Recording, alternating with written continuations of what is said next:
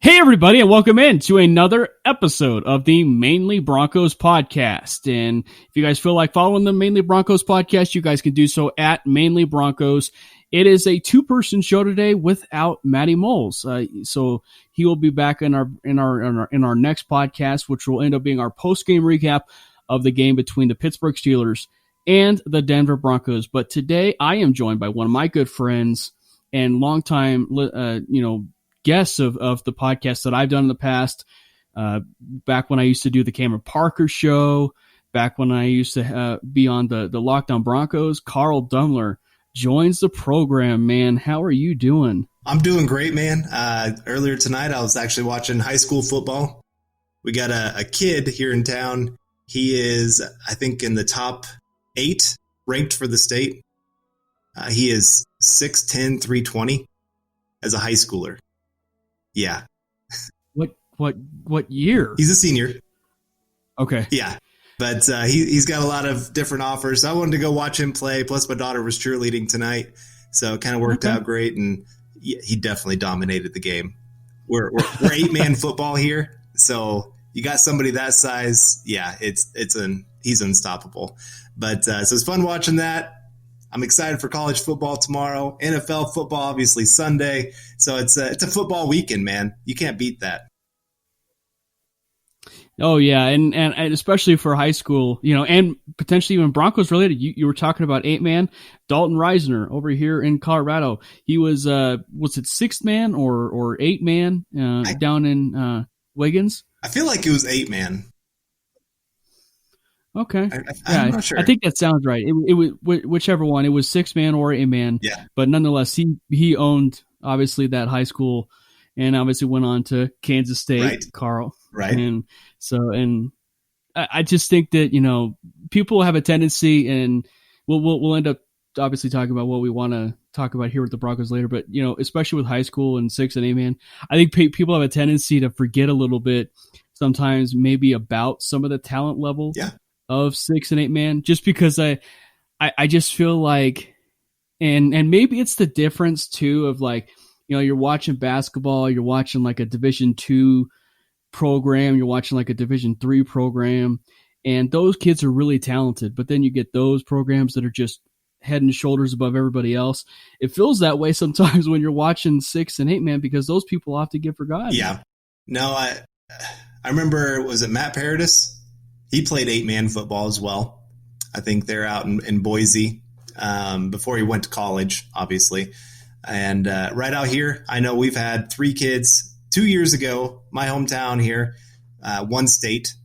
They had 3 boys that were 6'4", 300 pounds or bigger. 6'4", 300 was the small guy. So imagine just running behind that kind of offensive line every single play. I mean, you just do quarterback sneak. Just let those guys, it's almost like the flying V. You just let them kind of plow the way, and here comes the quarterback. Easiest offense in the world. But so every once in a while, you get those big boys out here, and you find yourself a diamond in the rough that can go out there and do some great things in college football, and hopefully then even some of them to the NFL, like we're seeing with Dalton Reisner. Hopefully he can have a better week this week. He didn't have a great week against the Titans, but he was up and down. Yeah, he had a tough matchup. Jeffrey Simmons, he's going to be one of the best interior defensive linemen in the NFL for the next 10 years if he can stay healthy. Yeah, Jeffrey Simmons, Daquan Jones, for the Tennessee Titans, a little bit of more of a tougher test. Yeah. Although, Lloyd Cushenberry certainly seemed like he held his own. Yeah. A little bit up there in the middle, but even then he'll have a tougher test as well.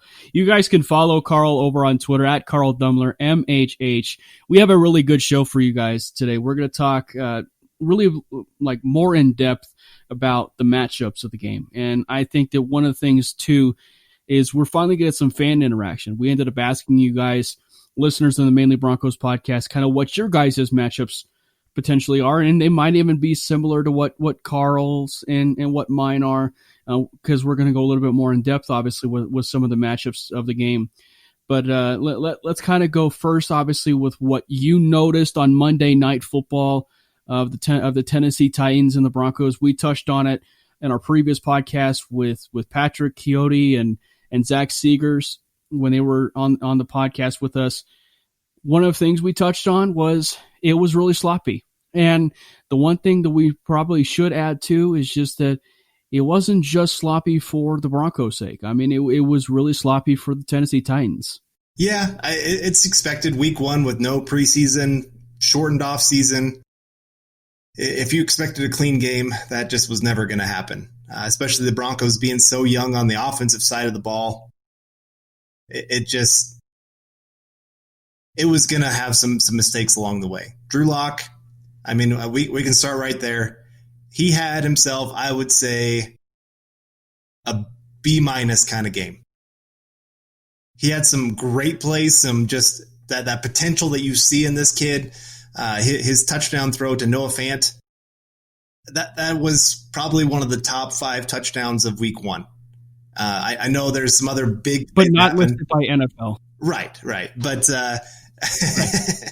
but it was a great play by him, getting out there in the open, throwing on the run, directing traffic, seeing where the hole in the defense is at, and putting the ball in the right spot where if Noah Fant doesn't catch it, nobody's catching it, kind of thing. So that was a great play, but he also missed some open, deep passes that could have really changed the game. He had some third down passes where he made bad decisions, where guys were wide open and he took the tougher throw. Almost had 2 of them, I think, intercepted that were dropped. So again, not his best game by any means, but it was for a week one game after everything that's happened, missing 2 of his top 4 weapons on offense with Sutton out and Hamler out. I'm impressed. I was more impressed than disappointed in what he brought to the game. Yeah, and I think, as we were kind of touching a little bit on too, a lot of that is timing. Yep. And it wasn't, this case of, something that we all expected. I mean, it wasn't like with no preseason, we were going to come out and the Denver Broncos were going to score, 35 points. I mean, we probably expected maybe the Broncos might open up their offense a little bit more due to the loss of Von Miller. But I mean, it still was the very first week. So right. Going out and kind of expecting something that massive as far as scoring 35 points, it's just not going to happen overnight. Right. But like I said, you got to see the potential on both sides of the ball of the young guys. That was a nice thing. They all made their mistakes. Jerry Jeudy with his 2 drops. But you also saw when he did catch the football, man, he was awesome in the open field. And you even saw then also with his route running, how quickly he was getting himself open. You saw all the things of why the Broncos were willing to use a top 15 pick on a guy like him. And so I don't expect those drops to be a huge concern moving forward. They were a little bit there in college. So he's going to have a couple more as the season goes on. But to have 2 big ones like that in one game, I don't see that moving forward. Real quickly, Carl, because it was something we had quickly touched on in the previous episode, was Jerry Jeudy's comment about saying, that the only thing that he will be gleaning from out of that Monday night game is the 2 drops.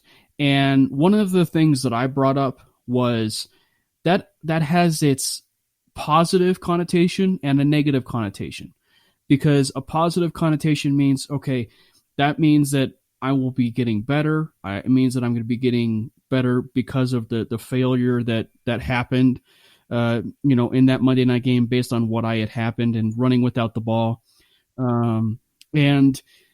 But then too, you don't want those things to linger, because football, more often than not at times too, is a mental aspect is a mental part of the game. Right. So you don't want mentally to just think to yourself after every single play, okay, I'm going to drop this pass, I'm going to drop this pass, and I'm going to drop this pass, or you don't want to drop this pass and everything. So, I mean, I think that at least for my sake, you just don't want that to happen, where he's just thinking about, okay, I can't drop this pass. I can't drop this right. pass. It all depends on the player. So like Cortland Sutton, if you remember his rookie year, he had a lot of drops. And he talked about how that was going to motivate him to work throughout the summer. And he came back. I can't remember if he even dropped one last year. Maybe one pass. I can't remember. But anyway, all of a sudden his hands became an asset instead of a liability. So he worked on that, where Demaryius Thomas, I love Demaryius Thomas, but if he drops his first pass of the game, you can just expect that he's going to be terrible the rest of the game. It just gets to him. He can't stop thinking about it. And then he starts thinking too much on the field. And really, in the NFL, all of your thinking should be done before the play starts, where you're reading the defense, you're understanding what route you're supposed to be running. And then once you get into it, it's just a natural thing where you're just doing what you do naturally. And yes, you get some of these rookies who start thinking too much. I think Jerry Jeudy was trying to just do too much. He saw that their offense was moving the football but needed to score, and wanted to prove why he was a top 15 pick and just be a star out there. Sometimes you just got to go out there and just do your job. And so, like I said, if it continues into this week, then yeah, I'm going to start worrying that negative thought process is a bad thing for him. And I think some positions it's great to have short-term memory. Cornerback, you have to have short-term memory. That's one of those. I can't remember what show I was watching, but the question was, do you know what is the happiest animal on the planet? It's the goldfish, because they have a 10-second memory. They can forget quickly. And sometimes in life, that's a good way to live. Yeah, if he's out there on the jugs machines working on his catches, I think it's going to be more positive than negative, in my opinion. Well, and with the work ethic and everything with Jerry Jeudy, you don't necessarily foresee that to be an issue going forward, even with Jerry Jeudy. And even with Monday night, as we were talking about earlier, you really did see the talent. Like, you really did see the special talent with the ball in his hands. It was like we were watching like a young Emmanuel Sanders, or just an Emmanuel Sanders when he was with the Broncos back when he was so explosive. I mean, that type of just pure talent. Yep. And even too, and I kind of just bring this up every once in a while, just like, because it was one of the better comments I've seen about Jerry Jeudy. And I don't know whether it's the comparison or whatnot. And I believe it was Benjamin Albright who tweeted this, that there have not been a lot of wide receivers to come into the NFL and be as polished of a player and polished of a route runner, polished of a wide receiver like Jerry Jeudy, maybe even since Larry Fitzgerald. And I know that is a really high respected content to even tweet out, yeah. But at the end of the day, it's still pretty true. And so for him to have around 7 to maybe even 8 targets, but also show the type of explosiveness that we've seen, really shows that even though he wasn't featured in the first half, that he really could end up being a valuable piece of the offense going forward. Right. Well, and especially when you get Cortland Sutton back, taking the majority of the attention, you get KJ Hamler, who can stretch the field, and you still have maybe the player of the game, Noah Fant. I think if there's anything to take away from week 1, it's that Noah Fant has a chance to be absolutely special. I mean, we're talking top 3 tight end in football. Travis Kelce kind of level. I don't know if he'll be quite as good of a blocker. Travis Kelce's not the greatest blocker, but he's better than what Noah Fant is right now. But you saw that athleticism. There were plays where he was lined up against Byard, and Byard is an all-pro safety, and he could not keep up with Noah Fant. And so you get that kind of size and speed in the open field. We saw it. I mean, the guy in the first half had, 82 yards? And, yeah. I mean, the Titans pretty much said in the second half, anybody but Noah Fant beat us. And so, again, you get Cortland Sutton back in the mix of that. Who are you going to cover? I don't know. That's why this offense could be special. And I think that too, even with the game on Monday night, one of the comments too is that Cortland Sutton, if he plays that game, I will say that there's a decent chance it may be a very good chance that the Broncos win that game. Yeah. Just for the simple fact of having him there. And then now you add into this upcoming game against the Steelers, and sort of leads us maybe into a matchup to watch will be, how will the usage be of KJ Hamler? Because, even though he's active, Fangio came out on Friday and said that he will be active. He will be playing on Sunday. I think for us Broncos fans, it will be very interesting to see how they use him, because obviously Tom McMahon was talking about him and he's the special teams coach. Right. So are we going to see him on special teams? I mean, obviously Hamler is so diverse of a player, so like fast and quick that we say so often, and we've talked about it, and a lot of people have also talked about it. Speed helps dictate a lot of things, whether at least for a quarterback and what they see on defenses. I think it'll be really interesting to see how they utilize him very early and often, maybe against Pittsburgh. Yeah, if I'm the Broncos, here's what I do. Very first play of the game, I send KJ Hamler deep. And it doesn't mean that I have to throw it to him, but I want that defensive coordinator and I want that defense thinking about KJ Hamler going deep. The Giants game, it was disrespectful how much Pittsburgh did not respect what the Giants could do over the top.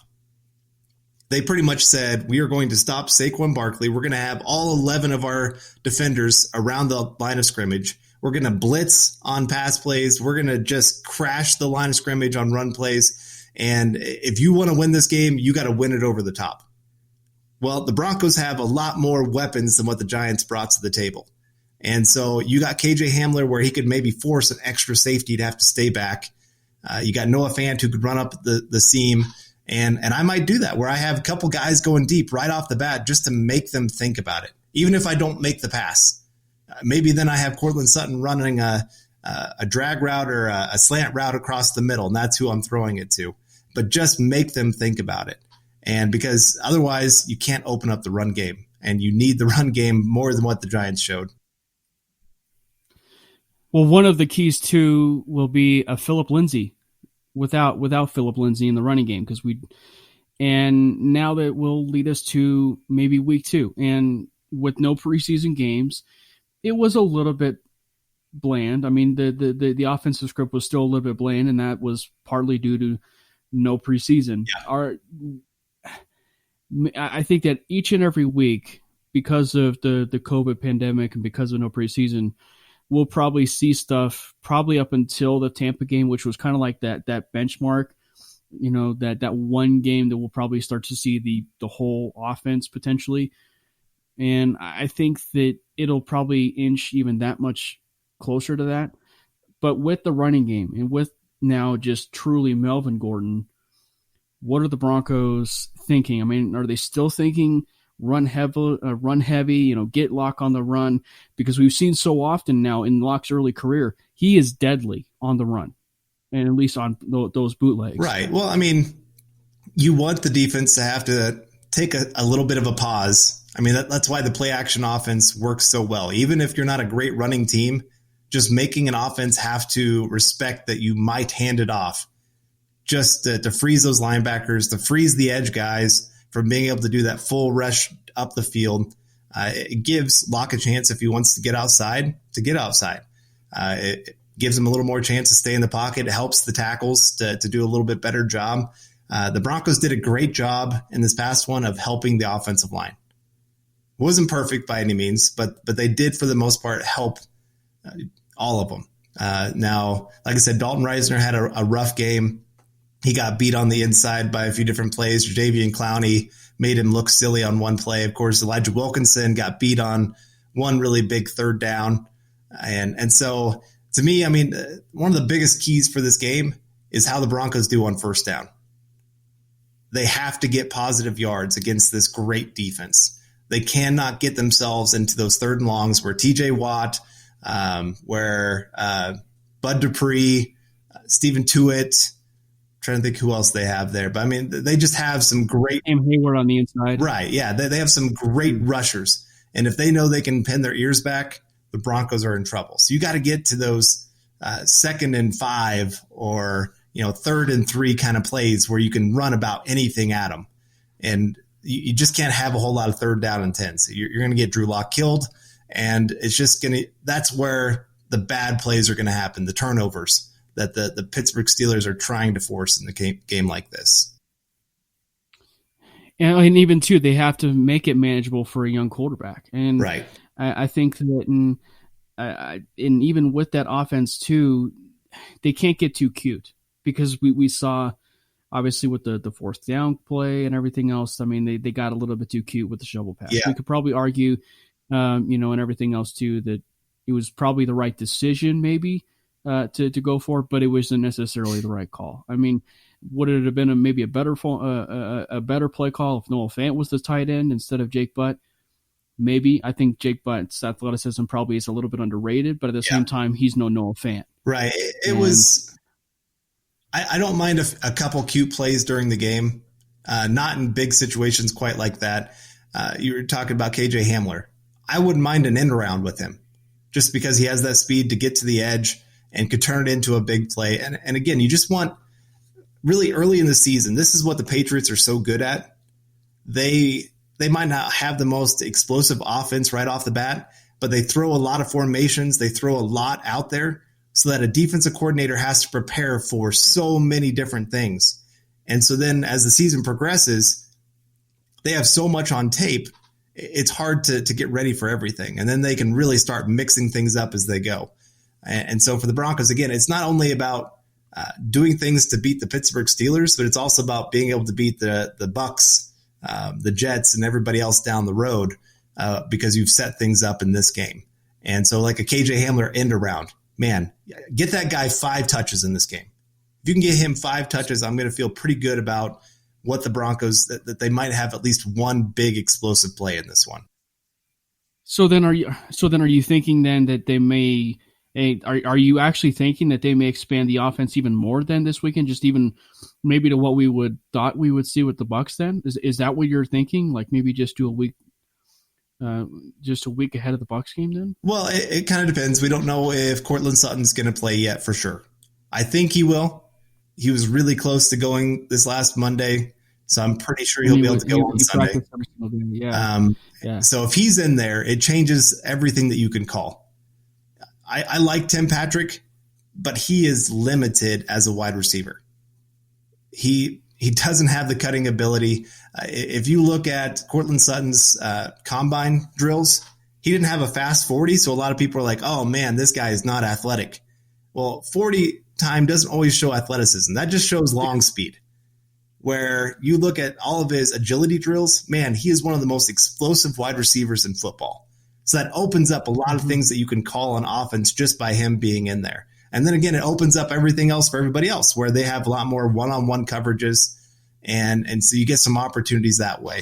I expect them to be a little bit conservative just because it is Drew Lock, 7th start in his career, and throw in Pittsburgh Steelers.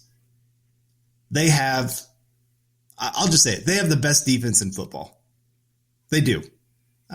Top to bottom, secondary is amazing. Minkah Fitzpatrick is maybe the best safety in football. Linebacking core looking pretty darn good. Devin Bush looks like he's taking that next step. And then their front 4 or 5, whatever you want to call it, because they usually like to bring 5 guys. Man, it would be hard to find many that would be better. Washington maybe has an argument. Baltimore maybe has an argument. But other than those two, really it is what the Steelers can do on defense. And so when you have that, you don't want to throw as much at a young quarterback and force him into some really bad decisions. Well, obviously probably the one that the media will latch onto is, of course, this is the trade game. This is the game, as you talked about with Devin Bush. This is the trade game. So this is the game where you have the Devin Bush Noah Fant trade, which includes Drew Lock, Noah Fant, and Lloyd Cushenberry for Devin Bush. Lloyd Cushenberry, and we talk about some of the matchups to watch. And we'll talk about it. I believe a fan had replied to us on the podcast Twitter handle. But one of the things too, it really is, where will Lloyd Cushenberry be? He's going to be going up against Cam Hayward of that defensive line. It seemed overall he did exceptionally well against Jeffrey Simmons of that interior defensive line of the Tennessee Titans, who some could argue might be one of the better interior defensive lines in football.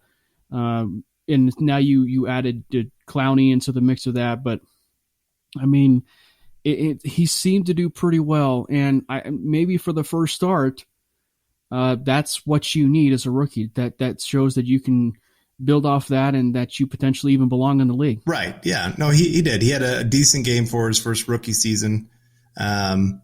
Really, all the rookies showed something, which is really nice to see. Ojemudia looked like he belongs in the league. Obviously you got Jerry Jeudy, who made some nice plays. Haven't got to see KJ Hamler yet. I'm trying to think who else. I guess Ajim was inactive, so we didn't get to see him. Inactive. But Roberto was inactive. Cleveland even made a couple plays. He just needs to learn to break down a little bit on special teams because he flew down the field. He looked great until he had to make the tackle. He's just got to learn to calm down just a little bit. But he made the one catch, turned it upfield, got some decent yardage. If you look at that rookie class, they did for a first game with no offseason, no preseason, not too bad. I mean, you could even throw Asang Bassi into that mix as well. Yeah. But between Ojemudia and Bassi, it really seemed like they really held their own. And it'll be really interesting now with the loss of AJ Bouye. What they potentially do. Are they going to slide Bryce Callahan, which is probably one of the other matchups to watch? Are they going to slide Bryce Callahan over on Juju Smith-Schuster? I mean, that'll be interesting. Do they put him on Deontay Johnson? I think that this is probably where it kind of goes from, it'll lead from one thing as far as our matchup discussion, Carl, to something, like a completely different matchup, meaning in order to stop that passing game, they're going to have to get a lot of pressure on Big Ben. And luckily for the Broncos' sake, it seems like that Steelers offensive line, it's now, at least on paper, Swiss cheese. Yeah. So, for one of my probably matchups of the game, because it's going to be just such a huge advantage for the Broncos, is going to be Jarrell Casey versus Dotson. You've got now their third string right guard having to go against a guy that's a top 100 player in the NFL. I'm sorry, that's a matchup win for the Broncos. So Jarrell Casey, he should have himself quite the game. And then, of course, Atachu as well, getting himself against Okorafor, or I can't remember how to say his name all of a sudden. Okafor? Okorafor, yeah. Is it Okafor? Is that okay? Yeah. So he should have a pretty nice matchup as well. And so that right side of the defensive line, they have to win. If they can't win, the Broncos are going to lose this game. Yeah, and I think too, even because we say so often, and we've been looking as far as what do the Broncos initially do with that pass rush. Do they go out and sign a Clay Matthews? Do they sign a Terrell Suggs? Do they go out and sign a Cameron Wake? Do they go out and get an Ezekiel Ansah? I mean, this is that type of game, and we probably could have said that the Monday night game, a primetime game, would be that game, just because it's a primetime game. But this is the ideal game for guys like Jeremiah Atachu or even a Malik Reed, who was very, very, very quiet, in my opinion, in that Monday night game. A guy that you rarely heard his name called. And obviously my guess is it was gamemanship for them to bring in Anthony Chickolo, the former Steelers pass rusher. But yeah, if you truly feel like you want the answer to everything and bring in a guy like that, you want to make sure that you are awake.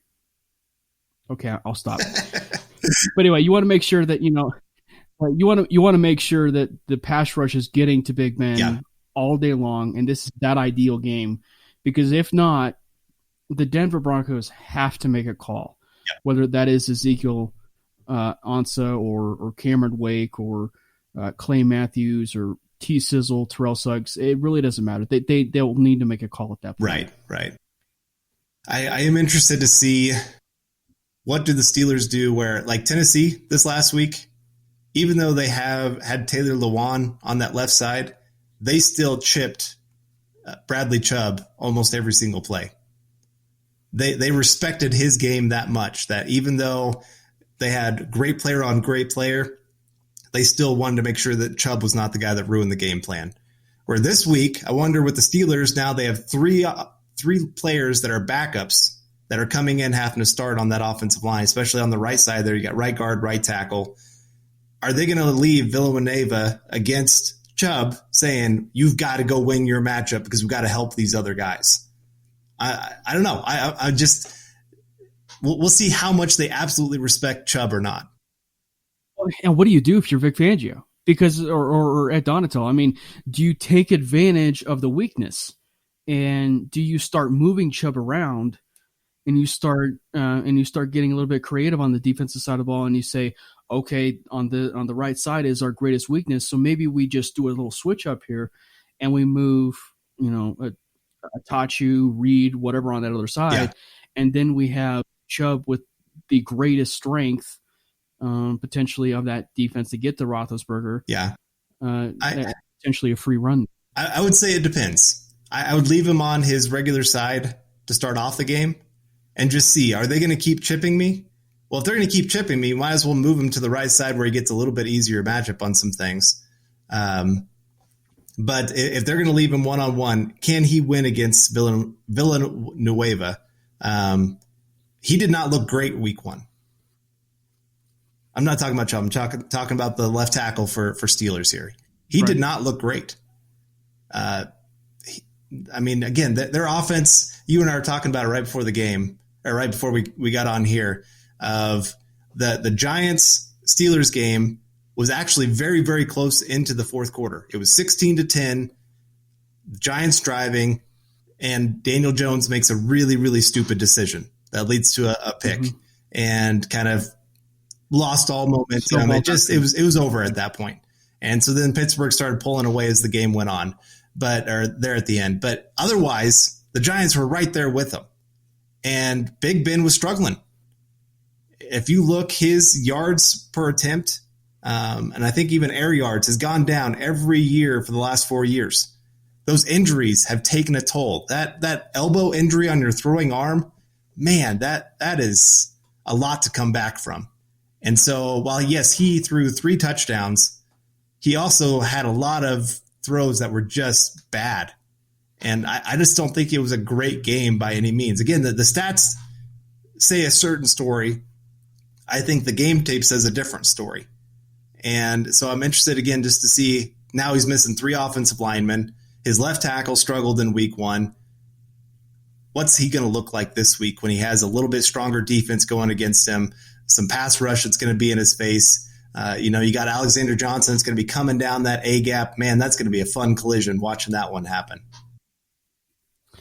And, of course, the running game will still be there with the Steelers.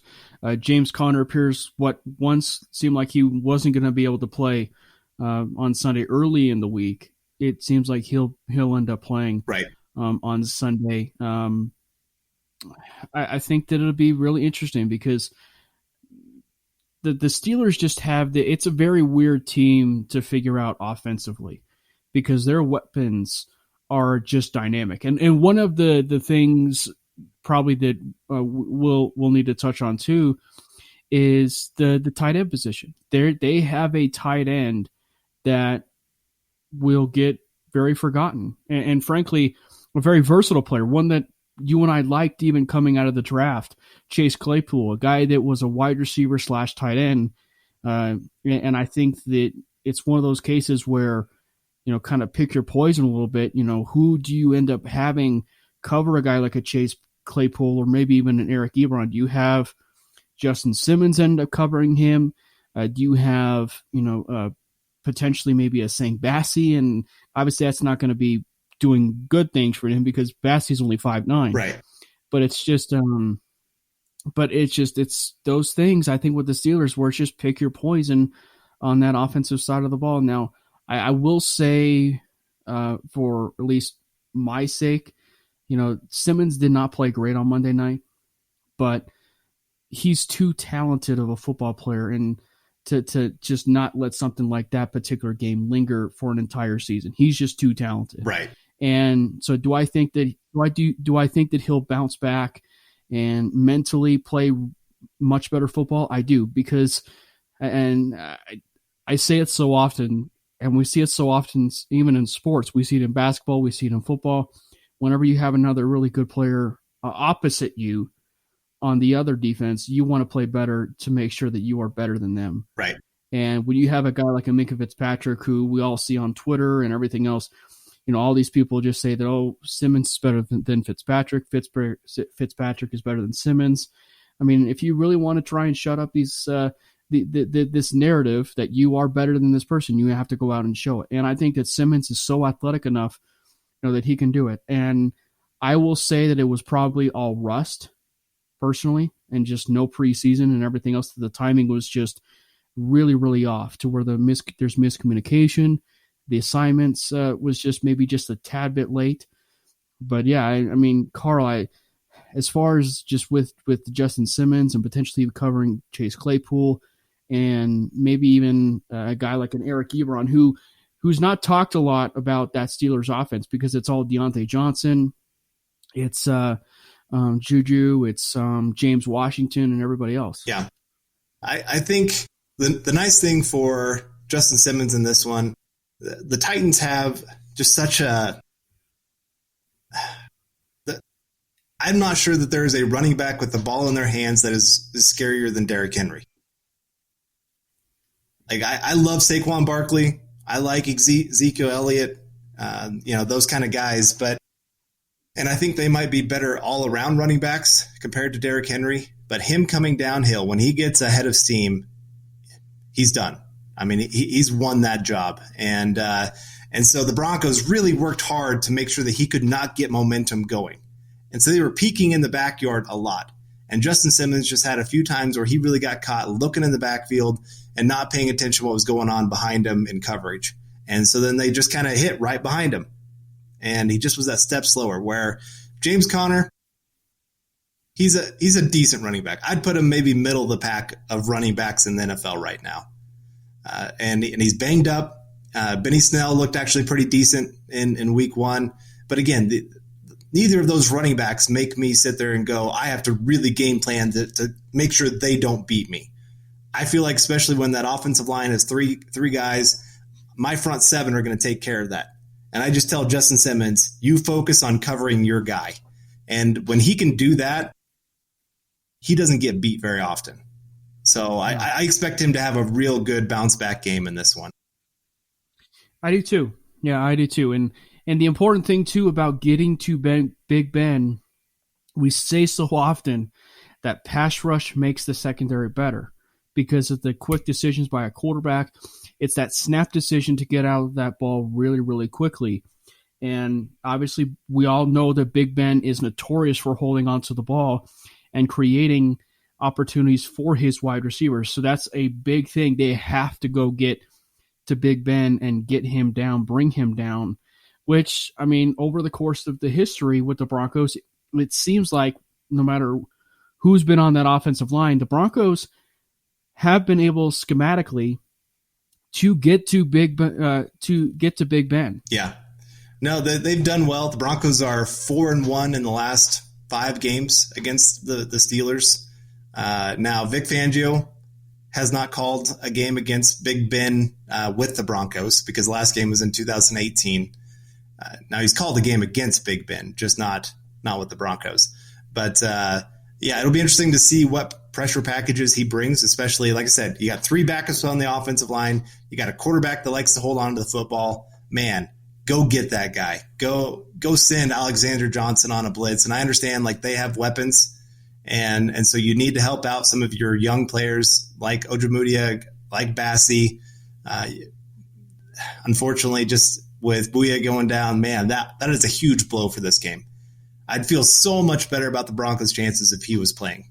But the young guys do have to hold up. But I do think in this game, I do bring pressure, and I just try to force a really bad play by Big Ben, and because the Broncos need a turnover. They desperately need one in this one.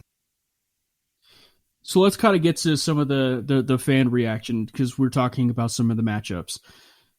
One of them was what we had mentioned about Jeremiah Jeremiah Tachi and Jarrell Casey going up against Kevin Dotson and Chuck's Okafor, I believe it was Okafor or Okorafor.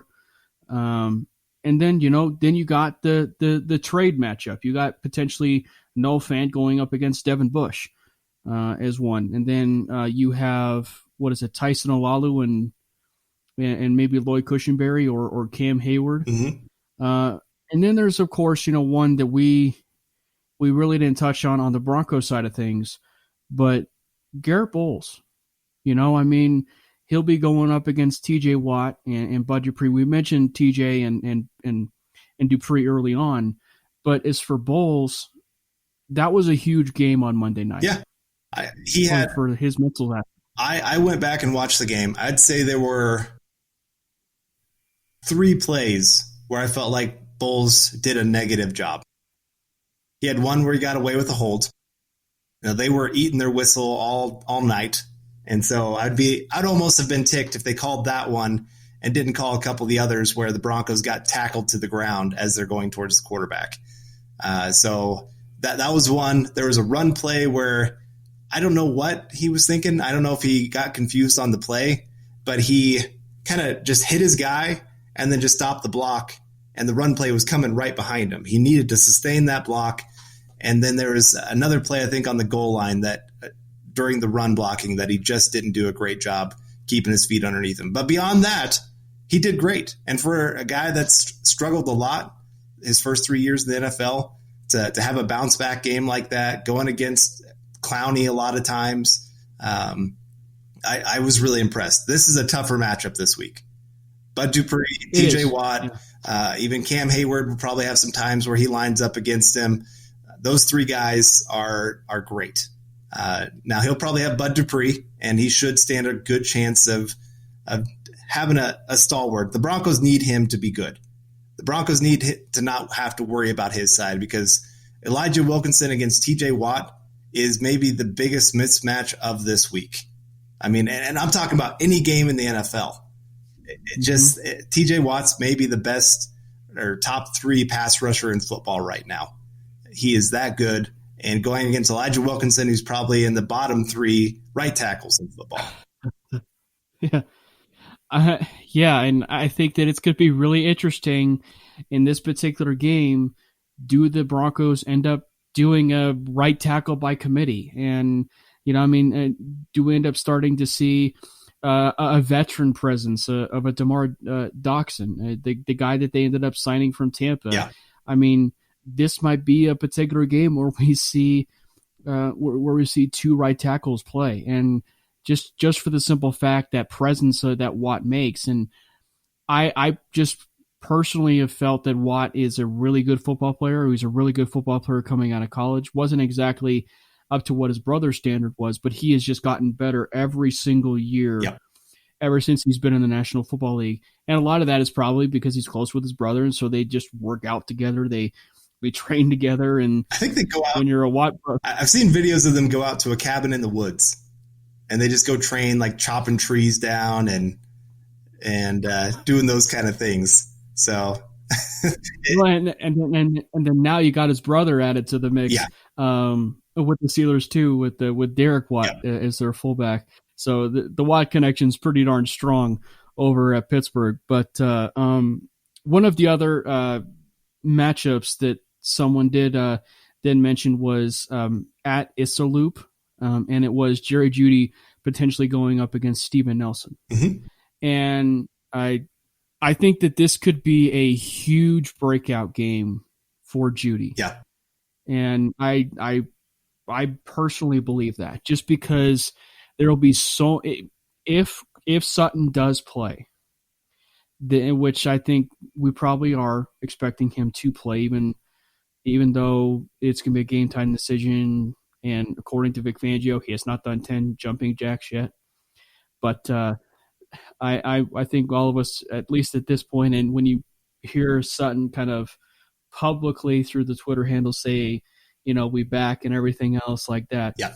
I think we can kind of subtly glean that he will play on Sunday. But because of that, and because of the presence and everything else, maybe we see both Fant and Jeudy kind of go back to what it was that we had seen against Tennessee. So maybe there's this potential chance that the Broncos break over that 20-point barrier. And I think that a lot of that, and a lot of really just a lot of that, is going to end up being, where are they at with Jerry Jeudy? Yeah. And how good will Jerry Jeudy be in his matchup? Because we see him before in that Titans matchup, he was so good just getting off the line of scrimmage. I mean, he had those drops, but you could just see right off the bat he was so good about winning it right off the line of scrimmage. That first drop he had, it was open field to the end zone. I think that one probably goes for a touchdown. He had maybe one guy that he had to beat after catching that one. And that's exactly what the Broncos need in this one, is one really, really big play that just kind of takes the air out of that defense a little bit. And Jerry Jeudy has to be special in this one, in big part just because you need most of your throws to be those quick plays that keep Drew Lock upright. And that's going to be Noah Fant. That's going to be Jerry Jeudy. Courtland Sutton, he's kind of your deep guy, be able to go win those 50-50 balls, be able to cut on the deep middle field. You got Tim Patrick, who, again, big guy running down the field, can run the fly route. He can run the comeback route. That's kind of the name of his game. KJ Hamler, you can have him doing some of those things too, but he's probably going to be limited on number of snaps. So it really does come down to needing Noah Fant and Jerry Jeudy to have big games for this offense to be able to take off. The Steelers, they showed in that week one, and I think they're probably going to do it in this one too. They brought 5 or more blitzers almost every single play because they wanted a young quarterback to feel that pressure. And I think they're going to probably try to do the same thing with Drew Lock. That means the middle of the field, that's where that pressure is coming from. When they void that spot, that's where you look for the pass to be complete. One of the other ones was Zach Seegers mentioned the Bowles-Wilkinson matchup against Dupree and Watt. And can Bowles maintain his solid play against a much more lethal pass rush? I think that's and then Patrick agreed with that.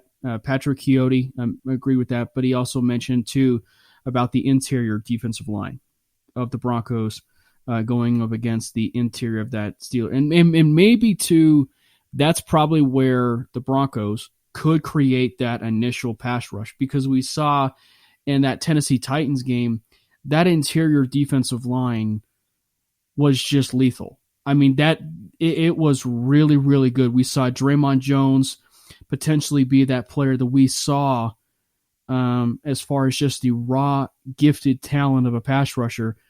And then you saw what Jarrell Casey brings. I mean, a guy that is just quick off the ball, great hands, and just an absolute force in the middle.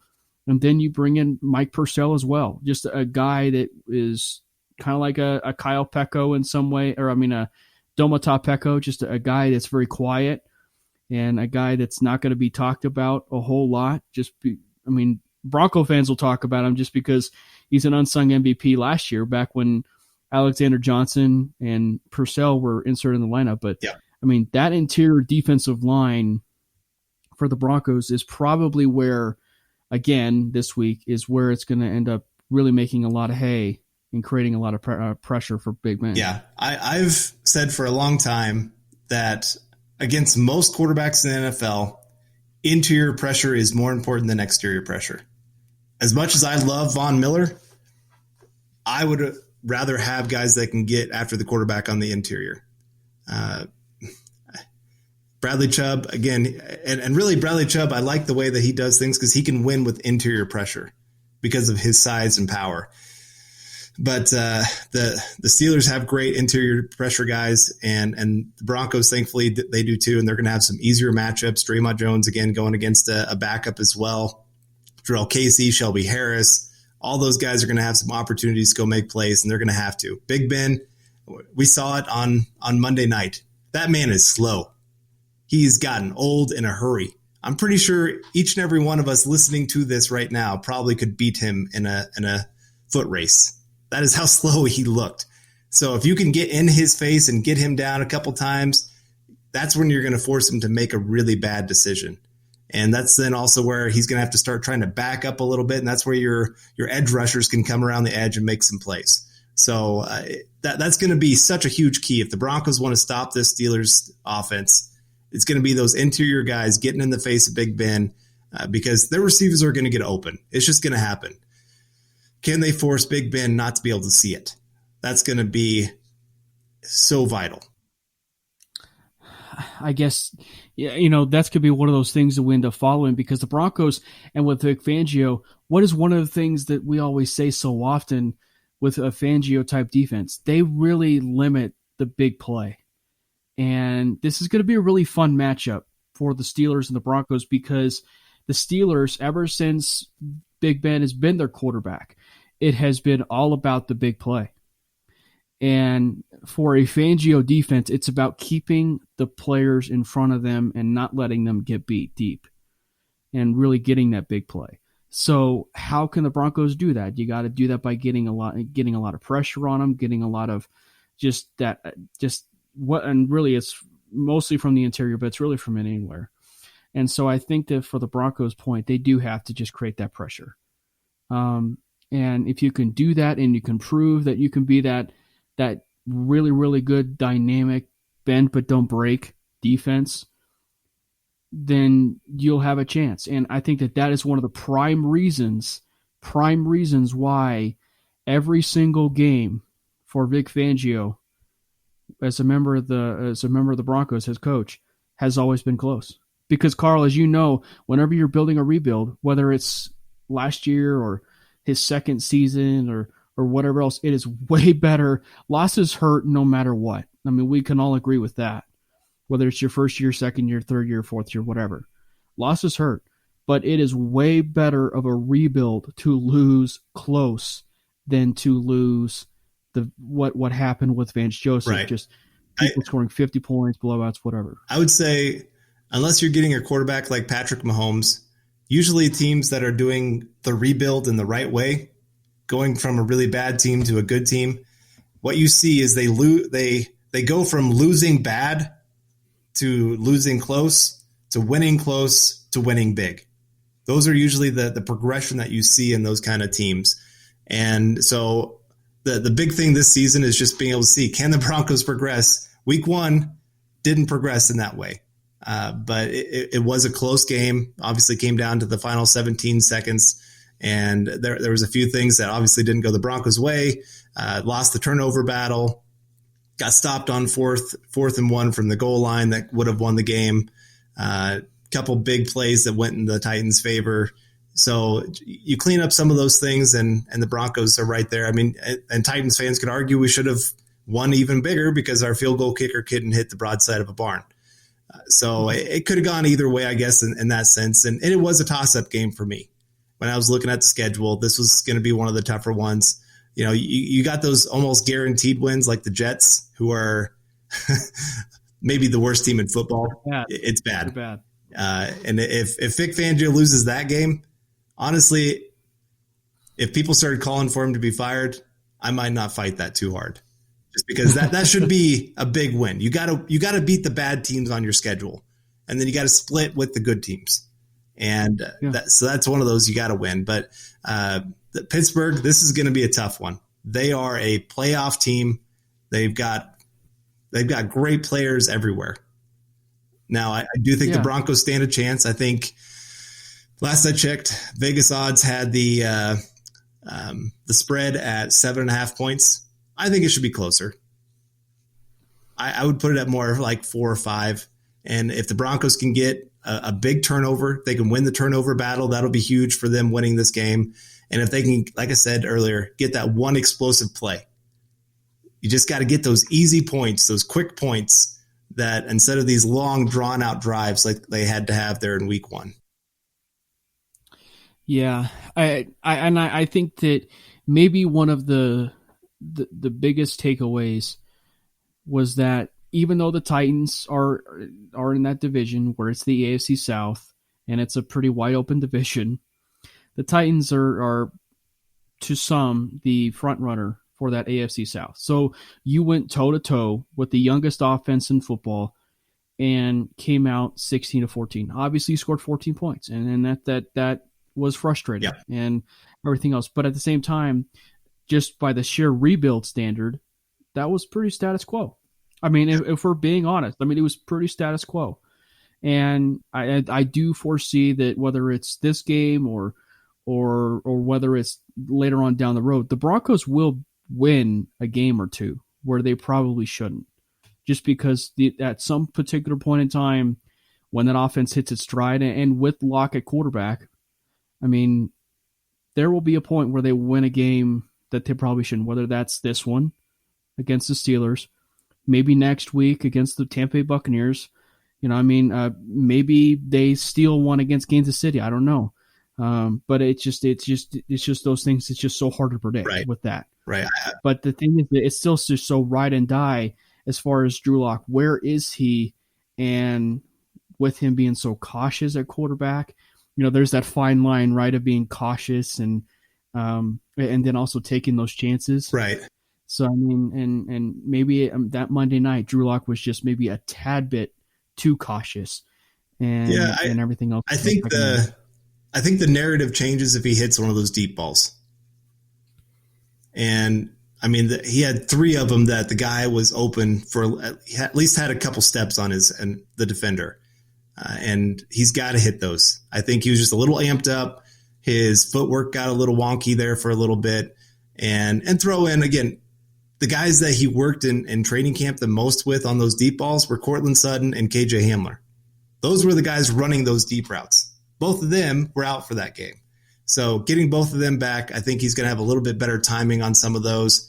And if he can hit one of those, it's going to be a whole new ball game. And also, I think you go a little conservative when you're missing your number one player on offense in Cortland Sutton. And their entire offense was designed around that guy. I know we have Philip Lindsay and Melvin Gordon, and it's supposed to be kind of a running team, but Cortland Sutton is the guy that dictates how a defense plays the Broncos. And him being out, it just made everything more difficult for everybody else. And so even if he's still hurt, him being back makes those Steelers teams have to figure out, are we going to keep that safety back to help out with Cortland Sutton? Are we going to double him and try to leave everyone else one-on-one? And last year, that was pretty much what teams I talked to somebody and they said the coaches came to the Broncos afterwards and said, this was our game plan. Stop Cortland Sutton. Broncos can't beat us if Cortland Sutton is stopped. They had no respect for anyone else. Deshaun Hamilton, Tim Patrick, even Noah Fant. They had no respect for what they brought to the offense. And so they said, we're going to double, triple Cortland Sutton the entire game. And so, getting him back and now you have actual weapons that teams have to respect. Good luck. And so it's why I'm so excited about this offense. It's why for the first season in a long time, I'm actually very optimistic of what the Broncos could be this year. Yeah. And I think that it's going to be one of those things. Definitely it's going to be so exciting because maybe, just maybe, the Broncos finally locked in what their starting quarterback is going to potentially be going forward. I know, Carl. I'm locking in on the player puns, don't you? I like it. I know. Sayers, taught me well with that, I guess, with all those puns. Yeah. But what do you think, Carl? As far as maybe a quick, bold prediction type thing here, what do you think? Do you think we see a Jerry Jeudy and KJ Hamler dance in the end zone on Sunday? If I have a breakout player in this game, it is Jerry Jeudy. I think he can go 7 catches, 125 yards, and a touchdown. And I think this is his real big welcome to the NFL. Boom, I'm here. I think this is that game. They absolutely need him to be. They're going to give him one-on-one coverage because, like I said, they're going to try to bring pressure. And so I think he's going to have that game that just makes teams have to wake up and go, Broncos have 2 number 1 wide receivers. Yeah, I'm with you. I think that if there's a true breakout player, it is Jerry Jeudy. Because, I mean, maybe for the sake, Noah Fant's breakout game came against Cleveland, but, I mean, we could technically argue just by sheer talent and everything that we saw on the table, on display, last week was Noah Fant's like real breakout games. Yeah. Well, I mean, if we're being completely honest. Right. Last year, his big games were big plays. He had his like 3 or 4 really, really big plays last season. That game, he showed where he can take a slant route, 5-yard in, whatever you want to call it, and he could turn that into a big play. And he's one of those guys that's not going to go down with one guy trying to tackle him. So that was, to me, that was huge progress from what I saw last year. He was athletic, and so he was able to do something with it. This year, he looks like a true football player. Yeah. And I mean, and if he just continues to do that, that'll put him in the echelon of your favorite tight end, Mark Andrews, a player. I kid, but Carl has been really bullish ever since Mark Andrews has stepped foot on the Baltimore Ravens football field. Ever since his days of Oklahoma, he's been pretty bullish about it. And sure enough, they end up getting rid of Hayden Hurst to go to Atlanta, all because Mark Andrews really asserted himself as a top 5 tight end last year. Right, Carl? Yes. That was one of mine. I was pounding the table. Just take this guy. Why is nobody taking him? He is such a matchup nightmare. And I know everybody wants the all-around tight end, the TJ Hawkinsons of the NFL, the George Kittles of the NFL. But sometimes it is just finding a guy that's such a matchup nightmare. I liked Evan Ingram too. I know he's not lived up to the hype, but he's been injured most of the time. When he's not injured, he's looked like a decent tight end on the field. Mark Andrews, he's just linebackers can't keep up with him. Safeties aren't big enough. Cornerbacks obviously aren't big enough. Just those are the mismatches, and that's why I love. Has he been one of your like biggest pre-draft crushes in like a long time? I would say probably yes. I was also a huge Forrest Lamb fan. And right now Lamb, he's not. Sorry, not Lamb. Right now he's kind of not living up to it, but that's been injuries. Again, injuries. So it's hard to tell, is it the injuries that ruined him, or was it that he just wasn't good enough for the NFL? Well, I don't know if we'll ever know on that one. Partly I liked him. I pounded the table for him because at one point, I remember on a lot of those mock draft simulators, he was ranked like 800th. And I'd watched his game against Alabama and way, way, way back before the draft. And I remember telling my other co-host on Building the Broncos, Nick, I said, dude, you got to watch this guy. It was a really bad offensive line class. That was the Garrett Bowles class. And I said, but this guy, I think he could be that sneaky guy. And then like a month later, everybody's talking about Forrest Lamb. And they're just. I remember that too, because we were in a chat together. Yeah. Like we were in a chat together, and you were talking to us about this guy that was, just potentially a player, this offensive lineman, and Forrest Lamb, and then out came the memes and everything else of I Love Lamb from Anchorman. And, and I think that it's going to be really interesting, with some of these breakout games. You mentioned Jerry Jeudy. I also believe that I don't know, as we were kind of alluding to earlier, I don't know what the offense will be like for KJ, and I will say, just because I did tweet it, so I have to say it publicly too, I believe that KJ will score a touchdown. I just don't know what variety. Yeah. Will we get on an end around, a slot fade, which has been the KJ Hamler special, which might even be in essence of the offense that we will see with Pat Shurmur that KJ loves to run. So I don't know. I think that there is a distinct possibility that if Jerry Jeudy's not the one to have a breakout game, maybe this is KJ Hamler just for the simple fact of the speed factor I mentioned earlier. I told you, give him 5 touches. That's all he needs to be able to score 1 touchdown. I think, was he the guy, his first 5 touches of his college career were touchdowns?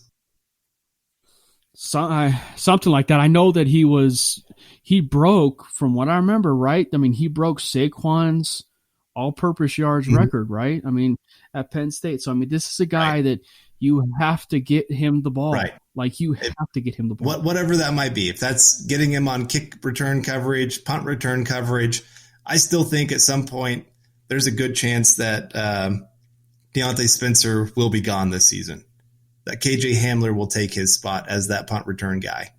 I don't mind Spencer. I think he's a decent returner, but he makes some bad decisions, and it's cost the offense some much needed yardage when they are an inconsistent unit. Yeah, and we saw a potential remedy of that in last Monday night.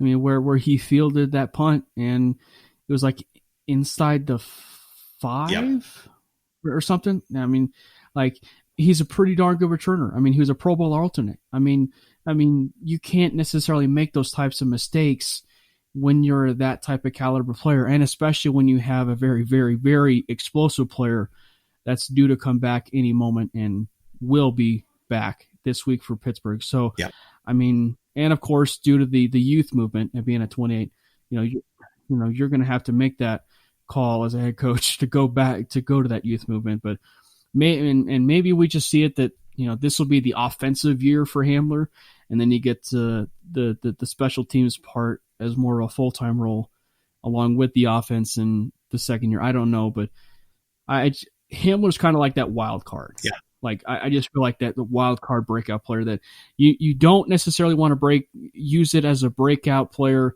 in his very first game, because we all know the coaches have a tendency to just ease them back into it and everything else. So I don't know. It's just still a hard thing to predict for me, but I can see it just because of how fast he is. And didn't we see this exactly with McCole Hardman with the Kansas City Chiefs? Yeah, it's one of those if you haven't seen it on tape, it's hard for you to prepare for it. And until you experience it in the game, you underestimate it a lot of times. I mean, one of my favorite players, Jordy Nelson, he went to my college. And so I got to know Jordy a little bit. He was at K-State when I was in the area. He married a girl that was in my class. And I guess she was a couple years younger. Her sister was in my class.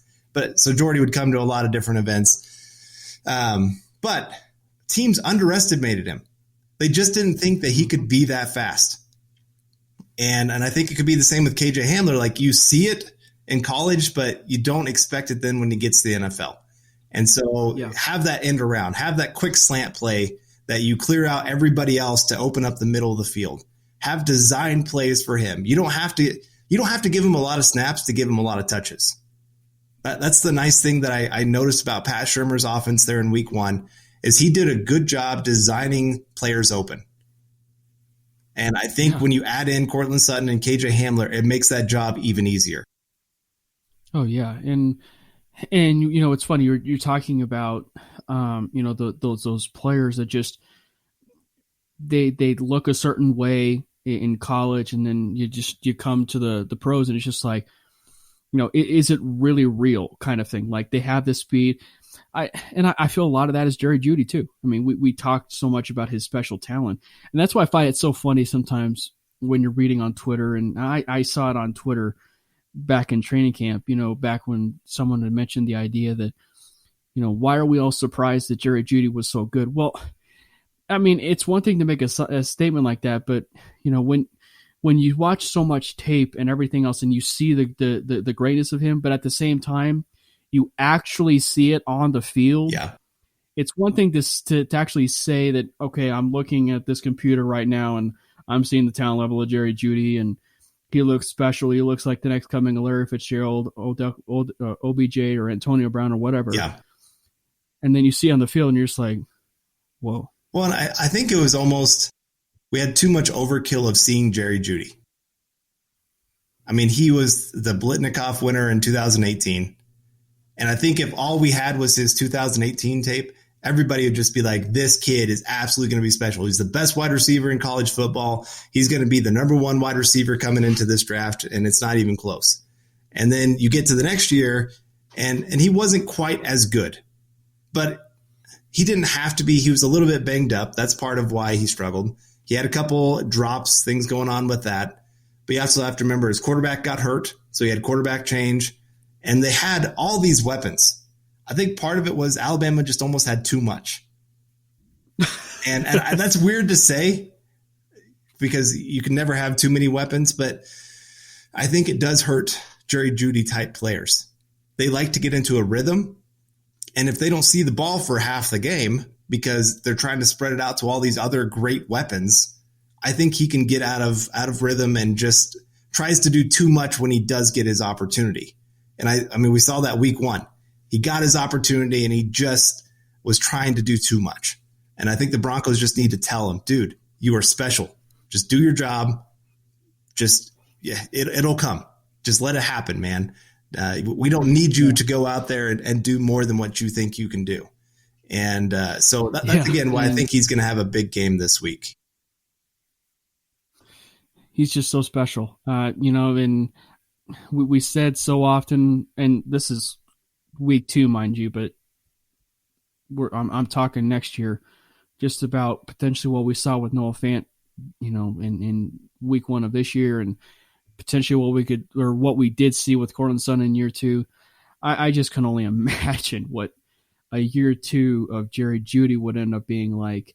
A player that with Zach Azzani and his history right now with the Broncos and everything that we'd seen of Sutton replacing really Emmanuel Sanders and Demaryius Thomas in like a year and a half. Yeah. I mean, you're looking at a sheer special player just in that regard. So, right.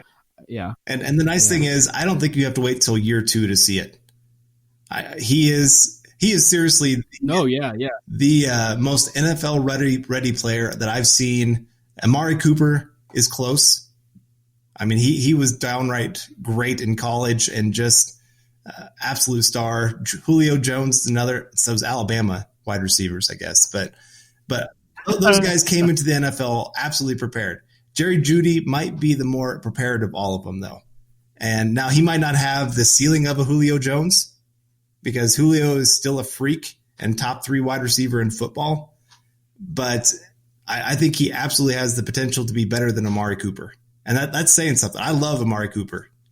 When he was about to hit the market, I was kind of going, dude, you get this guy opposite Cortland Sutton and watch out. Yeah. This offense is going to go places that it's not gone before. Yeah, one of the other players, too, from Bama that you were also really high on was Calvin Ridley as well. I liked him, too. This is why most teams really like Alabama players because they are NFL ready. They can come in as rookies, and they are kind of boom or bust, though. They're either going to be all-stars like Minkah Fitzpatrick, Julio Jones, those kind of guys, or they're just going to completely bust out of the NFL. Reuben Foster, Trent Richardson. Yeah. Those kind of guys that just never quite lived up to it. Chase Warmack is another that just never quite got there. And sometimes you get to see that the collective is greater than the individual. That's always the question that you have with Alabama players. Is it them? Or is it that they're just surrounded by 5-star players everywhere? I just think Jerry Jeudy, he has shown his ability to win those one-on-one matchups. He did in college all the time. I mean, everywhere. He could have caught 20 passes a game because he was open 50 times a game.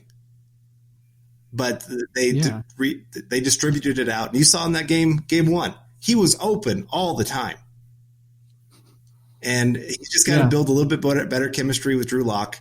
And Drew's just got to learn to trust him and know that this guy's going to get open and hit a window where Jerry Jeudy's going to be.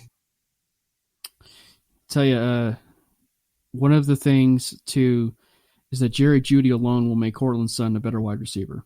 And it's going to be one of those pinball effects on both of them. Cortland Sutton's going to make Jerry Jeudy a better wide receiver, and Judy's going to make Sutton that much of a better wide receiver. And more importantly, Jeudy alone will make Drew Lock a better quarterback at this particular level because of the fact he wins off the line of scrimmage so quickly and he gets open nearly all the entire time. Right. Well, and he could take that 5-yard pass and turn it into a 50-yard play. So, I mean, as we saw on Monday night. And that makes life so easy on a quarterback. when you don't have to drive the entire field 5 yards at a time, that was part of Tom Brady's problem with the Patriots last year. He had nobody that could make a big play. And so having to drive the entire field without making a single mistake, it just wears on a quarterback. So, yeah, when you got explosive guys, Cortland Sutton, Noah Fant, Jerry Jeudy, KJ Hamler, Phillip Lindsay, Melvin Gordon, all those kind of guys have opportunities that they can take a quick pass and turn it into a touchdown. And that's why this offense has such potential. It's why you're going to see some games where they score 30, 35 points. And then you're going to see games like last Monday where they look like the better offense, but they only score 14 points. Yeah.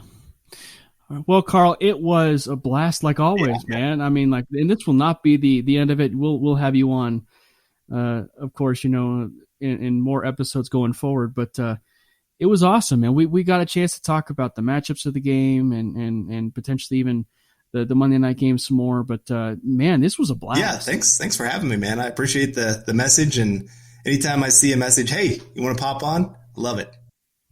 Oh, yeah. You guys can go follow Carl over on Twitter at Carl Dumler, MHH, and you guys can go follow and listen to his podcast as well with Nick Kendall called Building the Broncos. And it's worth noting, by the way, that this was really unplanned. I'm wearing my Predominantly Orange hat right now, that you guys can go follow Predominantly Orange at Predominantly Orange. And Carl is literally wearing his Building the Broncos hat right now. Like it was unplanned. So you could not have scripted like a better scenario for both he and I. But so for everybody that is listening to the Manely Broncos podcast, you guys can listen to us over on iTunes and Spotify, as well as the iHeartRadio, Google Podcasts. You guys can really catch us pretty much anywhere that you guys feel. So thank you guys so much for listening to the Manely Broncos podcast. And if you are listening on iTunes, please subscribe to us over on iTunes and follow us on Twitter at Manely Broncos. So Carl, if you're not following us on Twitter, please follow us on Twitter at Manely Broncos. I think I am. Are you? I'll go check right I will stalk you right now. I will stalk you right now. I will go check right after the show, but I'm pretty sure I clicked that little follow button. Yeah, this isn't going to be like one of those things where you click the follow button and then you go and you check back and and Twitter somehow just takes off the follow button and this isn't going to be anything like that where it's just some weird, hocus pocus thing or something where, it seems like you're following us, but you're not kind of thing. No. I will make sure that it is clicked and that it is good to go. All right. For Carl, for myself, thank you guys so much for listening to another edition of the Manely Broncos podcast. So saddle up as we got another one in store for the post-game wrap-up between the Pittsburgh Steelers and the Denver Broncos.